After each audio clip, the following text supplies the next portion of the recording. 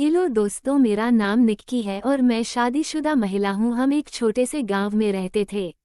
मेरी उम्र तब 24 साल की थी। हमारे परिवार में मेरे माता पिता, मेरा छोटा भाई और 2 बहनें थीं। हम सब बहुत खुश रहते थे। मेरी शादी की उम्र हो गई थी तो घर वालों ने मेरे लिए रिश्ते देखना शुरू किया। एक दिन एक रिश्ता आया। वह लड़का बैंक में मैं था। उसकी अच्छी तनख्वाह थी, इसलिए घर वालों ने बिना देरी किए मेरी शादी उससे तय कर दी। शादी के बाद मैं ससुराल आ गई। वहाँ मेरी सास ससुर, छोटी ननंद, देवर और मेरे पति रहते थे। घर बहुत अच्छा था और किसी चीज की कमी नहीं थी। मेरे पति 1 महीने की छुट्टी पर आए थे। पता ही नहीं चला कब 1 महीना बीत गया और वह फिर काम पर चले गए। मैं घर के सारे काम करके फ्री हो जाती और फिर समय काटना मुश्किल हो जाता। इसलिए बहुत मन करता था, पर कैसे भी करके खुद को शांत करती रहती। फिर एक दिन मैं अपने सास से कहा, मां जी मुझे मायके जाने का मन कर रहा है। तो वो बोली, मुझे रोहित गाड़ी से छोड़ आएगा, बस में क्यों धक्का खाएगी। तब मैंने कहा ठीक है माँ जी, और फिर अगले दिन मैं मायके जाने के लिए रोहित के साथ निकल पड़ी। मुझे मायके में आए 4 दिन हो गए थे, लेकिन यहाँ भी मुझे अजीब सा लगने लगा था। इसलिए 5वें दिन में बस पकड़कर वापस अपने ससुराल लौट आई। मेरे ससुराल आने के थोड़े दिन बाद में देवर रोहित का दुबई का वीजा लग गया और फिर वह दुबई चला गया। अब घर में बस में मेरी सास और ससुर जी रहते थे। फिर एक रात अचानक मेरे ससुर जी को हार्ट अटैक आया और हम उन्हें अस्पताल लेकर भागे, लेकिन रास्ते में ही उनका निधन हो गया। फिर ऐसे ही एक दिन बैंक से फोन आए। उन्होंने पूछा, विनीत जी के घर से बोल रही हैं? मैंने कहा हाँ। तो बोले, विनीत को ड्यूटी के दौरान सिर पर चोट लगी है, जिससे उसकी आंखों की रोशनी चली गई। ये सुनते ही मैं जोर जोर से रोने लगी। मेरी सासू माँ ने पूछा क्या हुआ, लेकिन मैं कुछ नहीं कह पाई, बस रोती रही। फिर मेरी सासू माँ ने फोन पर बात की और जब उन्हें भी पता चला तो बेहोश हो गई। आखिर में क्या करती, घर में कोई और था ही नहीं। फिर मैंने पड़ोस के एक लड़के को बुलाया और सासू माँ को अस्पताल ले गए। डॉक्टर ने बताया कि वो कोमा में चली गई। फिर 4 दिन तक अस्पताल में पड़ी मेरी सासू माँ इस दुनिया से चल बसी। अब घर में अकेली रह गई थी। अब मैंने अपने पति से फोन पर बात की तो उन्होंने कहा, अब मैं काम करने के लायक नहीं रहा, इसलिए मैं वापस आ रहा हूँ। अगले दिन मेरे पति वापस लौट आए। अब मैं अपने पति का ध्यान अच्छे से रखने लगी थी। भला हो बैंक वालों का, जो मेरे पति की आंखों की रोशनी जाने के बाद पेंशन देने लगे। अब उनके पेंशन से ठीक ठाक पैसे आते थे, मगर जब भी कहीं जाना होता तो बहुत मुश्किल होती थी। इसलिए हमने एक गाड़ी ले ली और ड्राइवर रखने का सोचा। पेंशन से मिले पैसों को बैंक में जमा करते और उसी पर ब्याज मिल रहा था।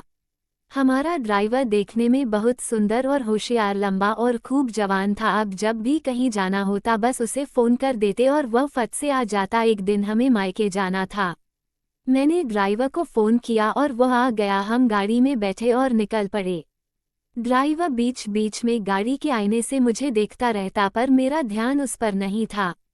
अचानक मेरी नज़र उस पर पड़ी और मैंने देखा कि वो बड़ी तीव्रता से मुझे देख रहा था। मेरे पति की आंखों में रोशनी नहीं थी।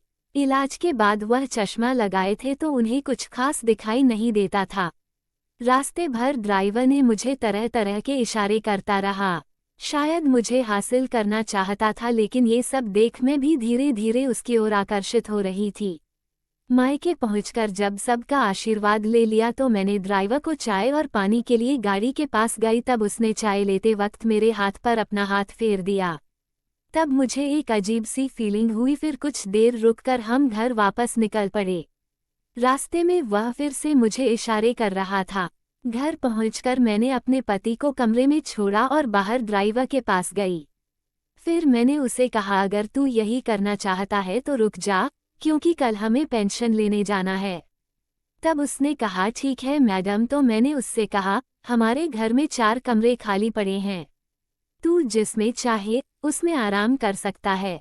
रात बहुत हो गई थी तो वह रुकने के लिए तैयार हो गया। फिर मैंने रात का खाना बनाया, पहले अपने पति को खिलाया और ड्राइवर के कमरे में खाना देने गई तो मैंने कहा, अमित खाना खा लो। मेरे ड्राइवर का नाम अमित था। तब उसने कहा ठीक है मैडम, बेड पर रख दो। फिर मैं बेड पर खाना रखकर जाने लगी। तभी उसने मेरा हाथ पकड़ लिया और बोला, मैडम मेरी एक बात सुन लो। तब मैंने कहा, हाँ बोलो। तब वह बोला, तुम बहुत सुंदर हो, पर तुम इस अंधे आदमी के साथ कैसे जिंदगी बिता रही हो। तब मैंने कहा कि पहले सब ठीक था, पर उनकी आंखों की रोशनी चली गई। इस पर ड्राइवर बोला, रात को 11 बजे तक आपका पति सो जाए, तब आप आकर मेरी पूरी बात सुन लेना। मैंने कहा, जो भी कहना है अभी कहीं कह दो। इस पर वह बोला, अभी नहीं। मैंने कहा, ठीक है, और फिर वहां से चली आई। रात के करीब 11 बजे मेरे पति गहरी नींद में सो गए और मैं धीरे से ड्राइवर की कमरे में चली गई। उस वक्त मैंने गुलाबी रंग की नाइटी पहनी हुई थी, जिसमें मेरा पूरा बदन साफ साफ दिख रहा था। मुझे देखकर ड्राइवर की तो सांसें ही अटक गई। वो मुझे बस देखता ही रहा और मैं जाकर सीधे उसके बिस्तर पर ही बैठ गई।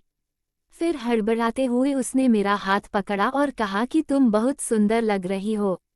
फिर ड्राइवर ने मुझसे पूछा, एक बात कहूँ। तब मैंने कहा, हाँ बोलो। फिर वह बोला, नाराज मत होना। मैंने कहा, नहीं बोलो तो सही। तब उसने कहा, क्या आज मुझे खुश कर सकोगी। तब मैं शर्मा कर सिर झुका ली। तब उसे समझ में आ गया कि मेरी तरफ से हरी झंडी मिल गई है। मैं एक औरत, मेरे भी अपने सपने थे जो अब मेरे पति पूरा नहीं कर सकते थे। तब उस रात मुझे वह खुशी मिली जो मैंने बहुत समय से नहीं पाई थी। उस दिन से हमारे बीच एक नया रिश्ता शुरू हो गया। अब जब भी मौका मिलता हम खुशी से एक दूसरे के साथ वक्त बिताते। मेरे पति को तो कुछ दिखाई नहीं देता था, इसलिए कभी कभी तो हम उनके सामने ही हंसी मजाक करते करते छू लेते थे। अब वो हमारे ही घर ही रहने लगा था। हमने उसे अलग से कमरा दे दिया था ताकि किसी को शक ना हो। धीरे धीरे समय बीता चला गया और 5 महीने बाद मेरे पति की आंखों की फिर से जांच होनी थी। तब हमें लगा कि 1 घंटे में जांच हो जाएगी और हम वापस आ जाएंगे, पर डॉक्टर ने 4 घंटे लगा दिए। मुझे लगा कि इतनी देर क्यों लग रही है। फिर डॉक्टर ने मुझे बुलाकर बताया कि उन्होंने ऑपरेशन किया था पर आंखों की रोशनी वापस नहीं आई। आगे उन्होंने कहा कि आप अपने घर ले जाए और 7 दिन बाद फिर वापस लाइए। 7 दिन बाद फिर हम अस्पताल गए और इस डॉक्टर ने कहा कि अस्पताल आने की ज़रूरत नहीं, इन्हें घर ले जाइए। उस रात मैंने अपने पति को कमरे में छोड़ा और फिर से ड्राइवर के पास चली गई। पर इस बार जो हुआ वह सपने में भी नहीं सोचा था, क्योंकि इंटीमेट के दौरान अचानक मेरे पति हमारे सामने आकर खड़े। फिर वो बोले, मुझे कितने दिनों से शक था तुम पर। मैं आंखों से भले ही अंधा हो गया था, पर कानों से सुन सकता था कि तुम दोनों क्या कर रहे थे। जब तुम मेरे सामने ये सब कर रहे थे तो मैं सोने का नाटक कर रहा था। मुझे सब कुछ समझ में आ रहा था। बस मैंने तुम दोनों को रंगे हाथ पकड़ने की ठान ली थी। इसलिए मैंने डॉक्टर को सारी सच्चाई पहले ही बता दी थी और कहा था कि मेरी बीवी को यह मत बताना कि मेरी आंखों की रोशनी वापस आ गई। इसलिए डॉक्टर ने यह बात तुमसे छुपाई। फिर उन्होंने मेरा ऑपरेशन किया जिससे मेरी आंखों की रोशनी वापस आ गई और 7 दिन बाद वापस आ गए। तब मेरे टांके भी काट दिए गए। पर तू ड्राइवर के प्यार में इतनी अंधी हो गई थी कि तुझे कुछ समझ ही नहीं आया। तुझे सिर्फ यही ड्राइवर चाहिए था। कितनी बार तो तुम दोनों ने साथ में मजे किए इसका मुझे पता नहीं, लेकिन मैं खुद को कैसे काबू में रखता ये भी मुझे नहीं मालूम। आज मैंने तुम दोनों को रंगे हाथ पकड़ लिया। इतना सुनने के बाद मैं अपने पति से कहने लगी, सुनो जी, इसमें मेरा कोई कसूर नहीं है। ये सब इस ड्राइवर अमित का काम है। इसी ने मुझे अपने जाल में फंसाया।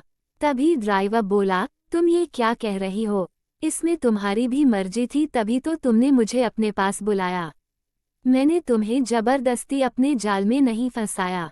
ये सब सुनते ही मेरे पति का गुस्सा 7वें आसमान पर आ गया और फिर मेरे पति ने मुझे तलाक दे दिया। मगर जल्दी मुझे अपनी गलती का एहसास हुआ। धीरे धीरे मेरे खुद के माँ बाप और पूरे परिवार वालों ने भी मुझसे नाता तोड़ लिया। अब हालत ये थी कि ड्राइवर भी मुझसे दूर हो गया और मैं अकेली रह गई। कुछ ही दिनों बाद खबर मिली कि मेरे पति ने मुझे छोड़कर अपने छोटे भाई रोहित के पास दुबई जाने का फैसला कर लिया।